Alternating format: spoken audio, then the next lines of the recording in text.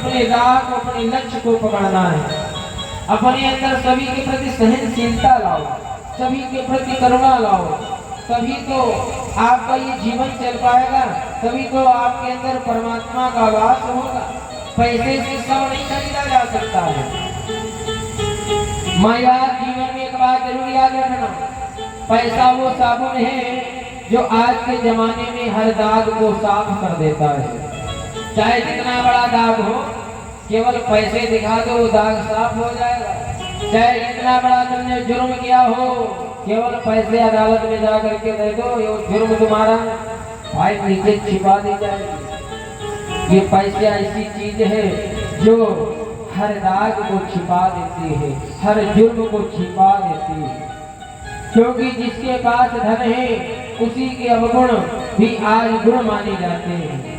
ये तुम्हारे पास खूब धन भरा है, जगह जगह के घर में धन है, तो श्रोताओं उसी के अवगुण भी आज गुण माने जाते हैं। चाहे जितने उसके अंदर अवगुण हो, पर लोग कहेंगे बड़ा गुणवान है।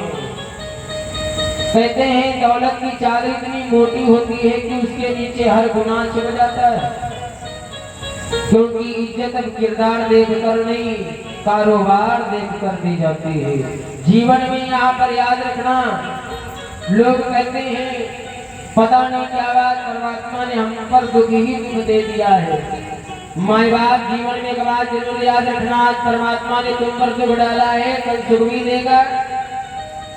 जिस प्रकार से पति पत्नी का जोड़ा होता है, उसी प्रकार से सुख दुख का जोड़ा है। ब्राह्मण देवता बड़े प्रसन्न हैं। ब्राह्मण देवता की एक धर्म पत्नी है जिनका नाम है धुंधली, और जैसा नाम वैसा उनके कर्म भी है। जब तक पड़ोसन में झगड़ा नहीं कर लेंगे तब तक उनको चैन नहीं पड़ती, उनका खाना नहीं पड़ता है। ये चुगली हुमा हुमा चुगली हुमा, धुंधली का यही कार्य है। ब्राह्मण देवता सहनशीलता वाले हैं, तो उनकी धर्म पत्नी जो धर्म प्रिया है बड़ी ही कर्कशा है, बड़ा झगड़ा करती है। और झगड़ा करती है, पड़ोस में झगड़ा करती, लोग आके ब्राह्मण देवता को बताते, ब्राह्मण देवता आपकी धर्म पत्नी बड़ी झगड़ालू, हमारी पत्नी में झगड़ा करा देती, बताओ। अब ब्राह्मण देवता तो बड़े परेशान। ब्राह्मण देवता का चौथापन आ गया है। ब्राह्मण देवता के घर में कोई संतान नहीं है।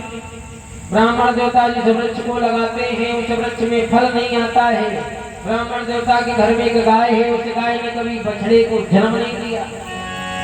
ब्राह्मण देवता ने विचार किया, मैं इतना भागा हो गया कि परमात्मा ने सारे दुख हम पर ही डाल दिए, क्या हमने कोई ऐसा गलत कर्म किया होगा जो आज भगवान हमको ये सजा दे रहा है। ब्राह्मण देवता बड़े परेशान हैं, विचार करते हैं यदि संतान में ये कोई बात नहीं है, पर जो हमारी धर्म पत्नी है, हमारी जीवन साथी, कम से कम वो यदि सुधर चले, वही ना बात माने, वही हमारे साथ में चले, तो पुत्र का सुख मिले या न मिले हमारी जीवन गाड़ी कट जाएगी। ब्राह्मण देवता ने विचार किया ऐसे जीवन को जीना बेकार है, क्योंकि ब्राह्मण देवता के घर में इतने सारे दुख हैं।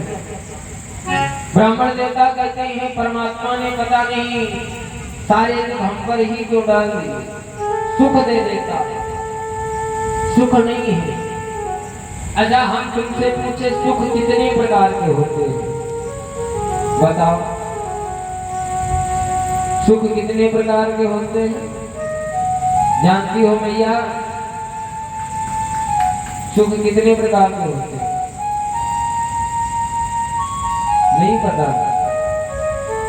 कथा तो प्रतिवर्ष होती है इस गांव में। हमारे परीक्षित जी, हमारे बाबा जी, सुख कितने प्रकार के होते हैं?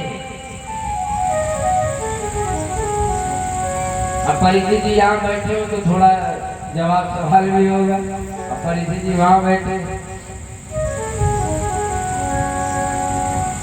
सुख होते आप ही लोग कहते हो ना, कोई इनकी बातें न करो, इनका इस समय सातों सुख है।